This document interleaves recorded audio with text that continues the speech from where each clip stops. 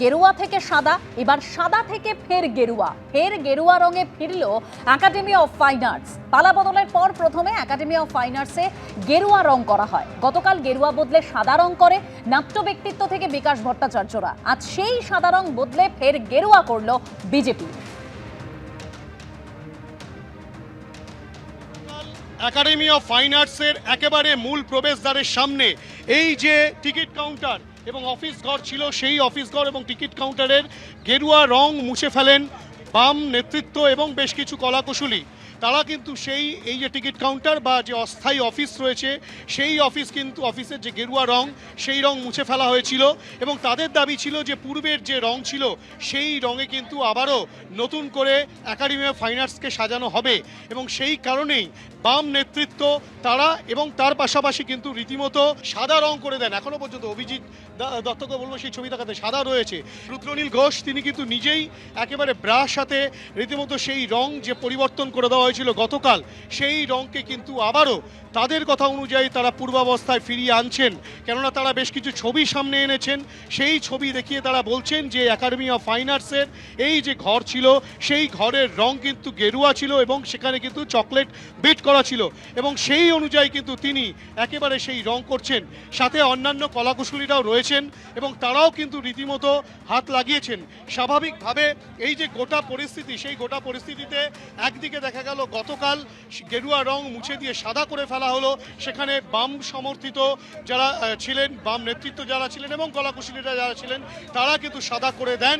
আজকে কিন্তু আবারও বিজেপির তরফ থেকে এবং বেশ কিছু কলাকুশলীরা তারা কিন্তু একাডেমি অফ ফাইন আর্টসের যে ঘরের রং বদলকে কেন্দ্র করে বিতর্ক দানা বেঁধেছে, সেই ঘরকে কিন্তু আবারও গেরুয়া রং করেছেন এবং বিট যেগুলো রয়েছে সেখানে কিন্তু চকলেট রং করা হচ্ছে, তেমনটাই তারা স্পষ্টত বলছেন। এবং রুদ্রনীল ঘোষের কথা একেবারে স্পষ্ট যে এই যে শিল্পের পীঠস্থান, সেখানে কিন্তু কোনো রকম কোনো রাজনীতিকরণ করা যাবে না।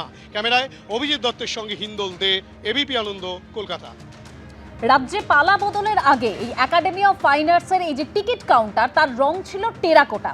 রাজ্যে পালা বদল হলো, একেবারে আপনাদের সেই ছবিটা দেখাচ্ছি, পালা বদলের আগের ছবি। তারপর যখন পালা বদল হলো, তারপর গেরুয়া রং করা হলো, দেখতে পাচ্ছেন সেই ছবি। আর এই গেরুয়া রং করার পরেই কিন্তু নাট্য ব্যক্তিত্ব চন্দন সিনহা তারা শ্রমিক ভট্টাচার্যের দ্বারস্থ হন। বিজেপির রাজ্য সভাপতি তিনি তীব্র নিন্দা করেন। তারপর গতকাল এই সাদা করা হয় একাডেমি অফ ফাইন আর্টসের এই টিকিট কাউন্টারের রং। আজকে ফের সেটা গেরুয়া করে দেওয়া হলো।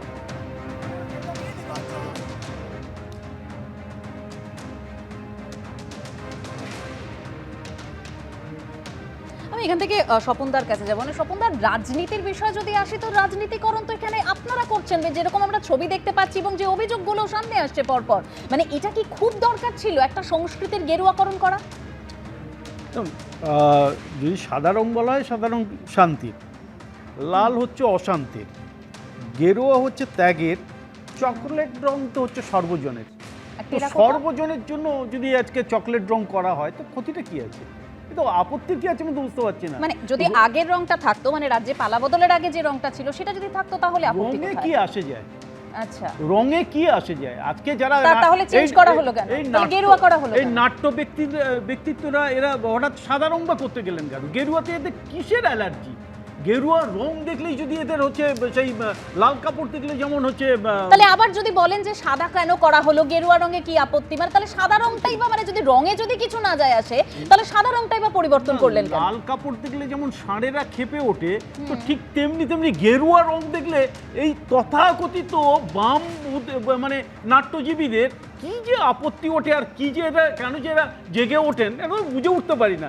ভাই, খাচ্ছেন, দাচ্ছেন, ঘুমোচ্ছেন, ভালোই তো আছেন, এই রাজ্যে তো সবচেয়ে ভালো আছেন, কেন এইসব রং নিয়ে আপনাদের মাতামাতি করার কি দরকার আছে?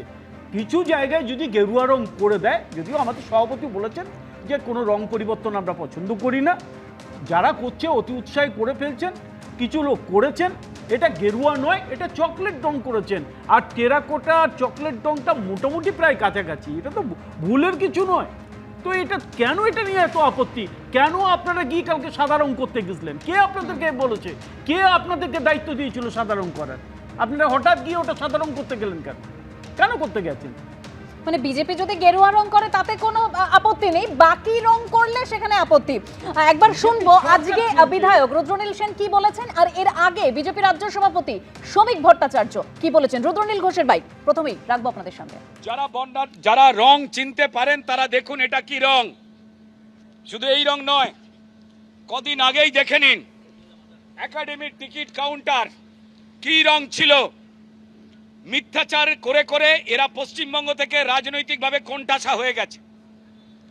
এরা সনাতন ধর্মের বিরোধিতা করে, ভারতীয় সংস্কারের বিরোধিতা করে নিজেরা দিকভ্রান্ত হয়ে গেছে। সিটি ইউনিয়নকে দিয়ে সর্বনাশ করে দিয়েছে, নিজেদের লোক ঠেসে এই একাডেমির মতো পবিত্র জায়গার ওয়ার্কিং কমিটিটা সর্বনাশ করে 12 বছর ধরে তারা কোনো মিটিং করে না, যথেচ্ছাচার চালায়। এখানে যারা ট্রাস্টি বোর্ড রয়েছে, যাদের মালিকানায়, তারা অবধি জ্বলে পুড়ে যাচ্ছেন। আর এনারা এসছেন রাজনৈতিক ফায়দা তুলতে।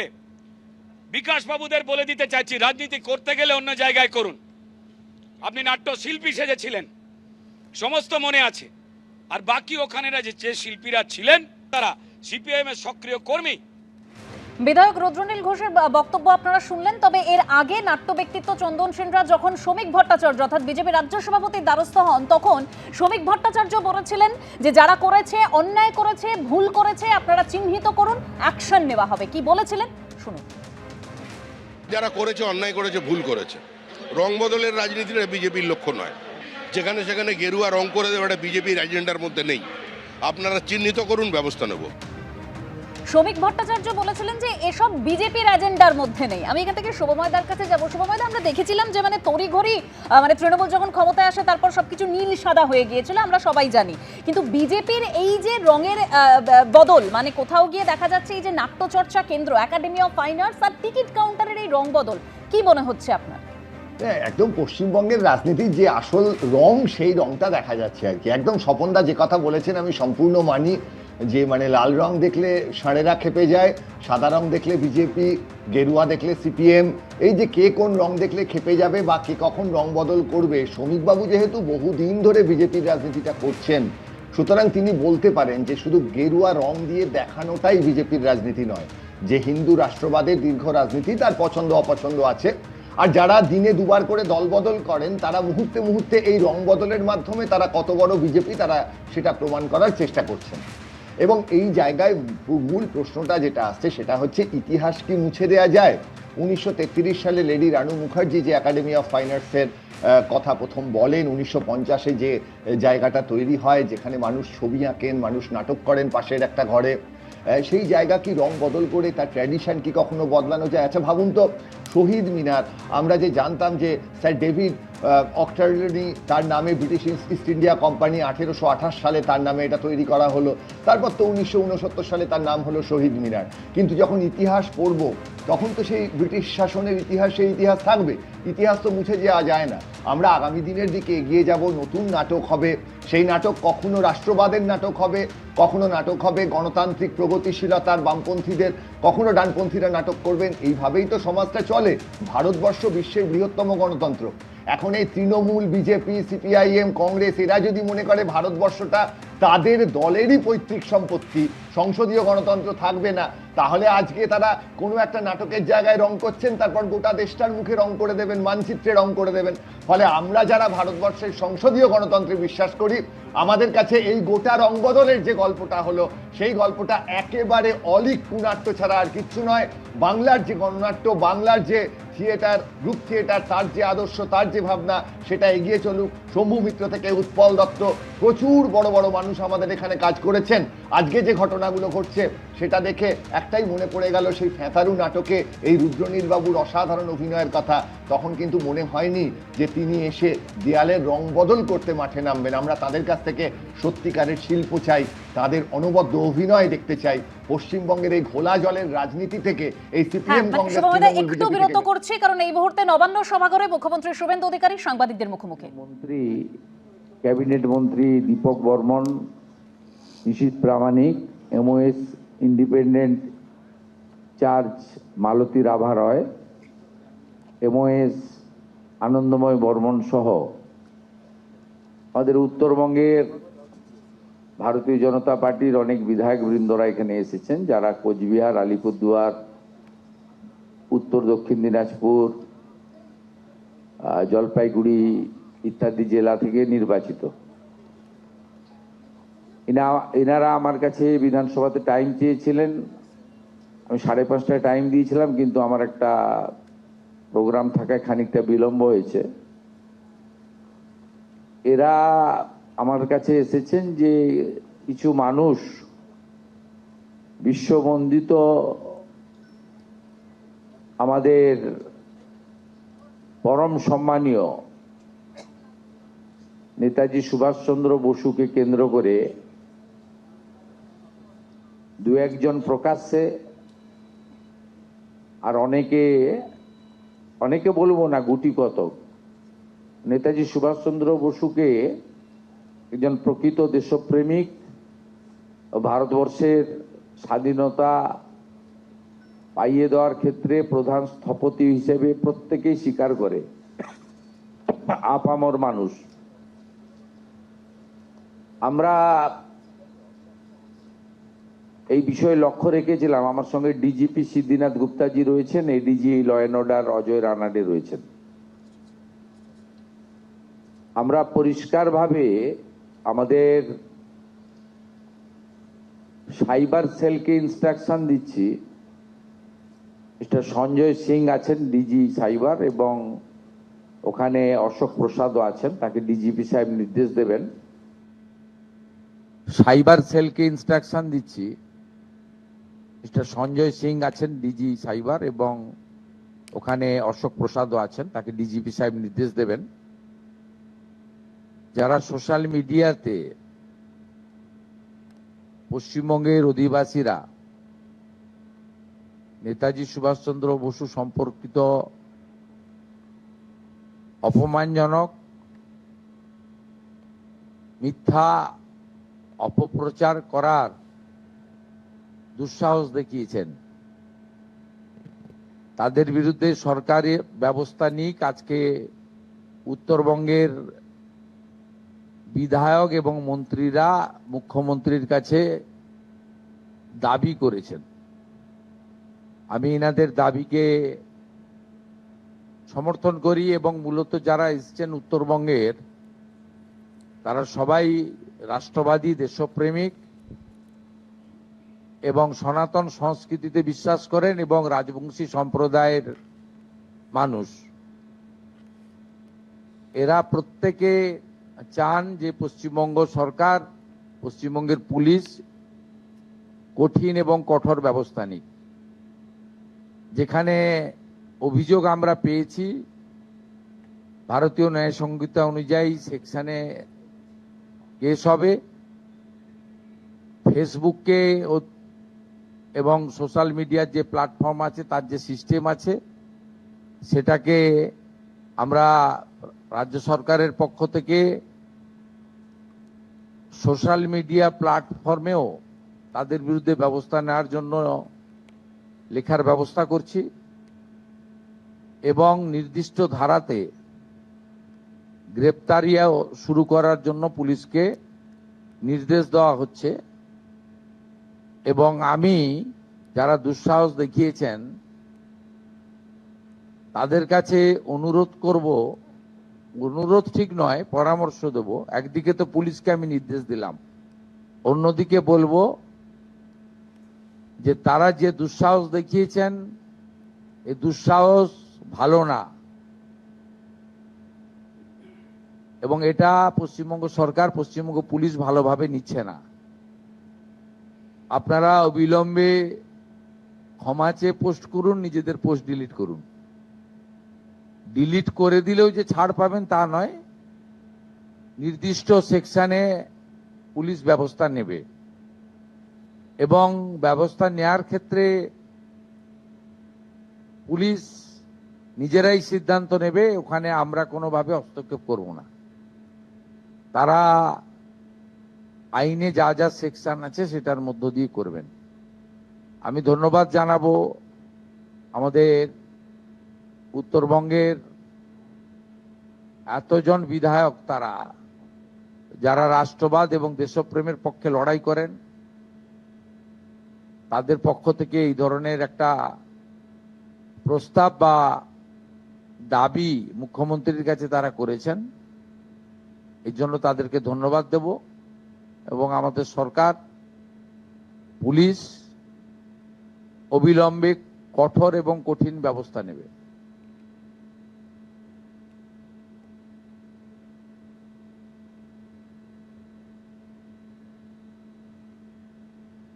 Hindi need Hindi need Hindi Yes, sir, in Hindi or English. आज हमारी सेक्रेटेरिएट में under the leadership of the honourable minister Dipak Barman, Nisith Pramanik, Shrimati Malati Rabha Roy, Anandamay Barman, a delegation met with me and they simple proposed and demand that those who are misusing their social media handle against our great freedom fighter Netaji Subhash Chandra Bose, please take appropriate action from the government side. मैं police को instruction दे दिया, DGP मेरा साथ है, police कार्रवाई करेगा। भारतीय न्याय संगति का अंदर जो जो है, हमारी साइबर डिपार्टमेंट को हम लोग बोल रहा है, जो करना चाहिए police will take appropriate strong action. ये सब पश्चिम बंगाल का भूमि में नहीं होगा। सरकार इस पे जीरो टॉलरेंस बर्दाश्त नहीं करेगा।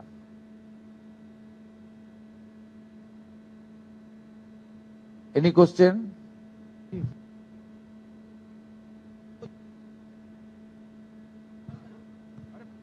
Sir, any action against BJP Rajya Sabha MP Anant Maharaj, who has been making derogatory remarks against Netaji, and it's there in the public platforms? And law is equal for everybody, everyone. Police will act according to the PNS. Even yesterday we have seen that Yes, tell me. Dada, Tell me, I'm careful Dada, with yesterday we have seen that TMC also had hold a protest and they are making an allegation that somewhere or the other BJP is insulting Netaji. So how do you react to that? No, I am not passing any comment. I am not passing any comment. They are always try to mislead the people. But government is doing properly. Police will act properly. Police will take appropriate action. Sir, is Joe Today also in Assembly House we declared that the every MLA Seva Kendra named by Netaji Subhash Chandra Bosu Seva Kendra. We always respect Netaji Subhash Chandra Bosu. Our Prime Minister also installed the Netaji Murti in Delhi, in Kartavya Path. You know it very well. The stand of the Prime Minister, stand of the BJP. दादा एक सवाल है, जो जिस तरह से आपने कहा कि सोशल मीडिया के थ्रू इस तरह का जो नैरेटिव फैलाया जा रहा है, क्या ये एक इंटरनेशनल एजेंडा भी हो सकता है? क्या इसके पीछे एक बड़ा प्लेटफॉर्म जो है यूज किया जा सकता है? क्या होगा, जो इंटरस्टेट जो इन्वेस्टिगेटिंग एजेंसी है वो तो देख लेगा। पश्चिम बंगाल का धरती से ये सब नहीं होगा। Police will act.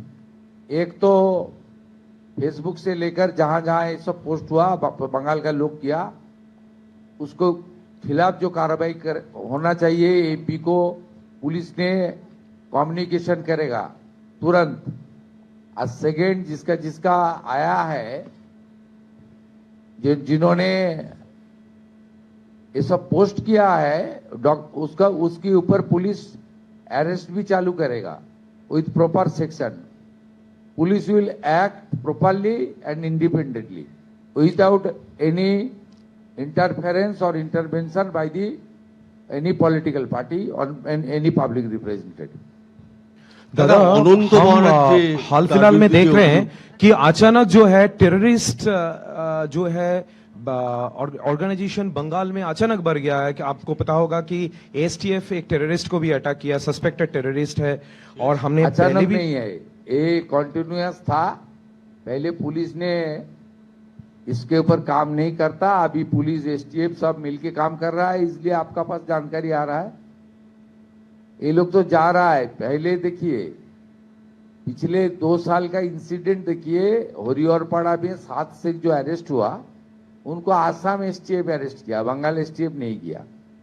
जो जावेद मुंशी कैनिंग में अरेस्ट हुआ था उसको कश्मीर एसटीएफ ने अरेस्ट किया, पश्चिम बंगाल पुलिस ने अरेस्ट नहीं किया।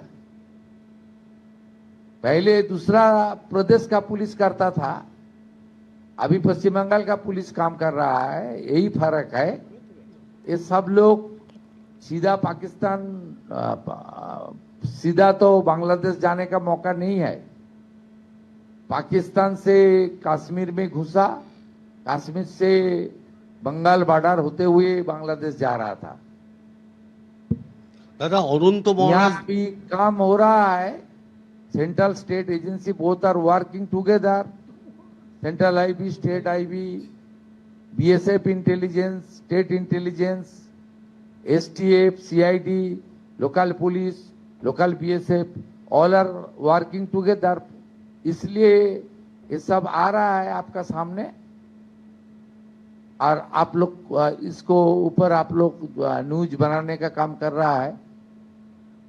ये अचानक नहीं, ये चलता था, अभी खुलासा हो रहा है, एक्शन हो रहा है, यही फर्क है।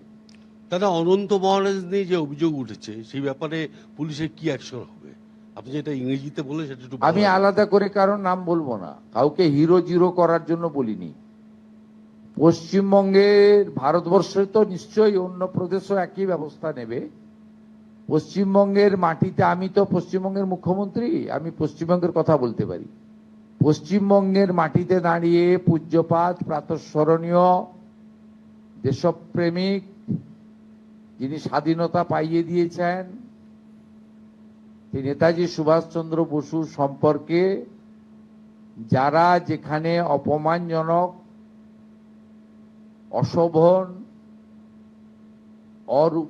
কুরুচিকর, আপত্তিজনক যত রকম শব্দ অভিধানে আছে, এইসব খারাপ শব্দ প্রয়োগ করেছেন, সেটা কোনো প্রকৃত ভারতবাসী, রাষ্ট্রবাদী, দেশপ্রেমিক নাগরিক স্বীকার করে না।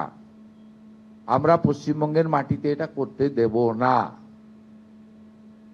এটা খুব পরিষ্কার বক্তব্য। দুপুরবেলা আজকে বিধায়ক সেবা কেন্দ্রের নাম নেতাজি সুভাষচন্দ্র বসুর উপর ডেডিকেশন করেছি আমরা।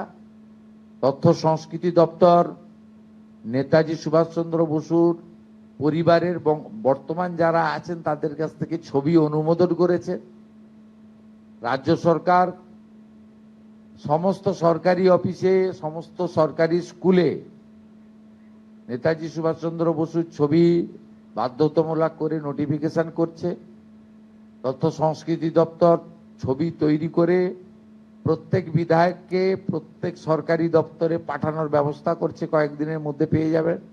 আজ বিকালেই ওনার পরিবারের সঙ্গে তথ্য সংস্কৃতি প্রিন্সিপাল সেক্রেটারি মিট করে ছবি অনুমোদনও নিয়ে এসছেন। আমরা তো একদিকে এটা করেছি, সাথে সাথে যারা এই ধরনের কাজ করেছেন আমাদের সাইবার ক্রাইমের অন্তর্গত, cyber crime, social media crime এবং আমাদের পুলিশের জেনারেল বিএনএস এর অন্তর্গত যেগুলো আছে, এটা সাইবার ক্রাইমের মধ্যে হয়তো পড়ে না, কিন্তু সোশ্যাল মিডিয়ার মধ্যে যারা আছে, আমাদের ডিজিপি আছেন, ডিজিপি সাহেব নিজে এটা দেখে নেবেন। আমাদের STF, cyber cell, CID, IB সবার সাহায্য নিয়ে, এর সঙ্গে অন্য কারো কানেকশন আছে কিনা এগুলো ইলেকট্রনিক ডিভাইসকে দেখে তাদের যে সোশ্যাল মিডিয়া পোস্ট হয়েছে, লাইক শেয়ার কারা করেছেন, কমেন্ট কারা করেছেন, তারা পশ্চিমবঙ্গের নাগরিক কিনা পুরোটাই দেখে নেওয়ার জন্য পুলিশকে নির্দেশ দেওয়া হচ্ছে এবং গ্রেপ্তারও করতে বলা হচ্ছে। এবং আইন সবার ক্ষেত্রে সমান। তিনি মন্ত্রী হন, ছাত্রী হন, সাংসদ হন, বিধায়ক হন, যেই হন, যে দলেরই হন, এমনকি যদি সরকারি কর্মচারী, পুলিশ কর্মী হন, তার ক্ষেত্রেও আইন সমানভাবে প্রয়োগ করা হবে। মাননীয় মুখ্যমন্ত্রী, কদিন আগেই বর্ধমান, আজকে বনগা, এই বিভিন্ন জায়গা থেকেই প্রায়শই এরকম পাকিস্তানি জঙ্গি সন্দেহে গ্রেপ্তার করা হচ্ছে। রাজ্যের বিভিন্ন প্রান্ত থেকে এমনকি শহর কলকাতাতেও একজনকে আটক করা হয়েছে। এই ঘটনায় আপনি একজন মুখ্যমন্ত্রী হয়ে রাজ্যের সেই জায়গায় আপনি কি বলবেন? না না, আমি হিন্দিতে একটু আগে বলেছি, দেখুন এগুলো কন্টিনিউয়াস হতো, এটা সেফ প্যাসেজ ছিল বাংলাদেশ থেকে যাতায়াত করার। বাংলাদেশ তো জঙ্গিদের ঘাঁটিতে পরিণত হয়েছে, তারা পশ্চিমবঙ্গকে সেফ করিডোর হিসেবে ব্যবহার করত। আগে বাইরের রাজ্যের পুলিশ এসে এগুলো অ্যাকশন নিত,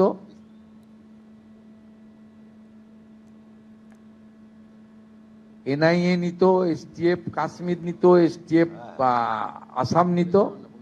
পশ্চিমবঙ্গের পুলিশকে করতে দেওয়া হতো না, এরা কম্পিটেন্ট পুলিশ।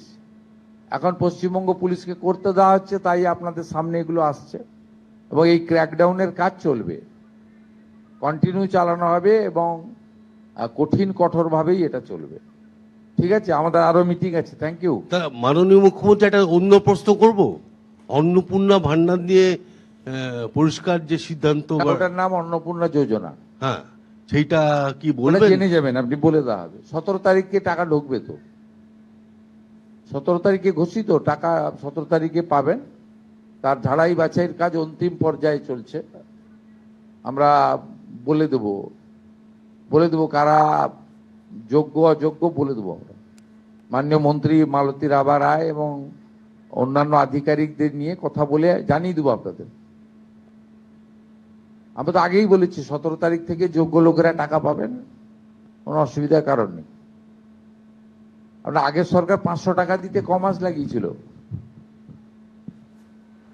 মাননীয় মুখ্যমন্ত্রী, মনে আছে নাকি? 2021 সালে 9 মাস লাগিয়েছিল, প্রতি মাসেই ভেরিফিকেশন চলতো। অতএব এসব বলে লাভ নেই, আমরা ঠিক যোগ্য লোককে দিয়ে দেব। আমাদের সংকল্পপত্রে কমিটমেন্ট আছে যে যোগ্য মহিলা দিদি রয়েছেন, বোন রয়েছেন, যার পাওয়া উচিত 25 থেকে 60 বছর বয়সের, তিনি পাবেন অগ্রাধিকারের ভিত্তিতে। কোনো চিন্তার কোনো কারণ নেই, এতটুকু চিন্তা করবেন না।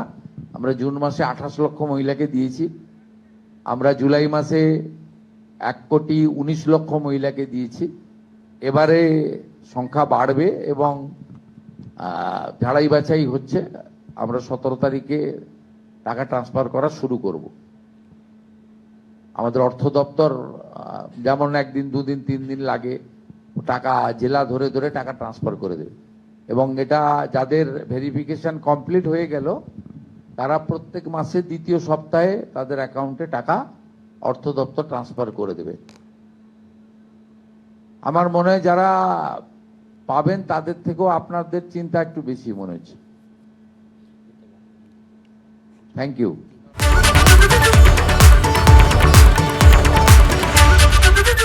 এবিপি আনন্দ, এগিয়ে থাকে, এগিয়ে রাখে।